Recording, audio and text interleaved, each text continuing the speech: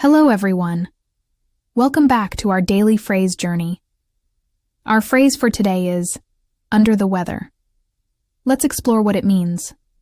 Meaning of the phrase. Under the weather is a common phrase used to describe feeling ill or sick. This phrase has nautical roots, where sailors feeling seasick would go below deck to recover. Literally going under the weather pronunciation guide.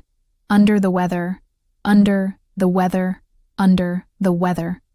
Use in a sentence. For instance, I won't be coming to the party tonight as I'm feeling a bit under the weather.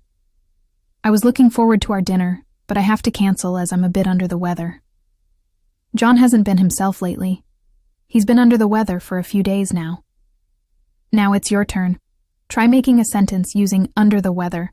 Post your sentences in the comments. I'm excited to read them. Well done on learning another phrase. Stay tuned for more. Happy learning.